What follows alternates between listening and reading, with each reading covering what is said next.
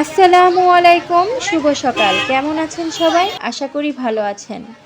আজ সকাল সকালই যশোরে প্রচুর পরিমাণ বৃষ্টি হচ্ছে। বৃষ্টি হলেই বা কি, বাচ্চাদের তো স্কুলে যেতেই হবে। স্কুল গাড়িতে উঠিয়ে দিয়ে আসলাম। এইদিকে দেখি এক ভাই রুটি, সমোসা, সিঙ্গারা, পুরি সব বানিয়ে রেখেছে সকাল সকাল। তো বৃষ্টি হচ্ছে, আর এই সময় যদি একটু সিঙ্গারা পুরি খাওয়া যায়, খারাপ হয় না, খুবই ভালো লাগবে খেতে। তাই মামার দোকানে চলে গেলাম সিঙ্গারা, পুরি, সমোসা খাওয়ার জন্য। মামা আবার আমাকে বলছিল, আপু আপনি কি ভিডিও করছেন? তো আমি বললাম, হ্যাঁ ভিডিও তো করতেই হবে। বলে কি, আপু আমার চেহারাটা যেন না থাকে। এটা কোনো কথা? ভিডিও করব, চেহারা থাকবে না? আচ্ছা ঠিক আছে ভাই। আসলে আমরা যারা কন্টেন্ট ক্রিয়েটর, ভিডিও করতে গেলে অনেক সমস্যায় পড়তে হয়। ভিডিওটা খুব সহজভাবে করা যায় না। কি যে একটা কষ্ট ভিডিও করা, মানুষের কথাও শুনতে হয় অনেক সময়। সত্যি লজ্জার ব্যাপার স্যাপার থাকে এক এক সময়, যে কোথায় দাঁড়াবো বা মানুষ লোকে কী বলছে। তো এগুলো ভাবলে আপনি কন্টেন্ট ক্রিয়েটর হতে পারবেন না।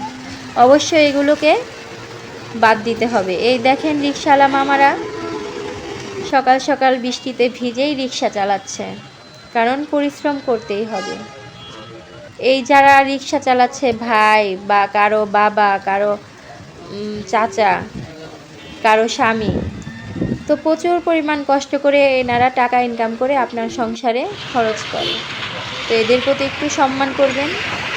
আর আমি এই রাস্তা, এটা হচ্ছে পালবাড়ির রাস্তা, আমি এই রাস্তা দিয়ে এখন চলে যাব বেকারির একটা দোকানে, যেখানে বেকারির রুটি, কেক, বিভিন্ন আইটেম বিক্রি করে আর কি। চলুন দেখাই আপনাদের।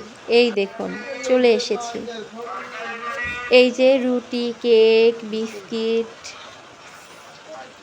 খুরমা, বিভিন্ন আইটেমের ফাস্টফুড আইটেম এই দোকানে বিক্রি করে। এই দোকান থেকে আমি মাঝে মাঝে কিনে থাকি। তো খাবারগুলো ভালোই হয়, আমার কাছে ভালো লাগে। আর দোকানটা দেখেন।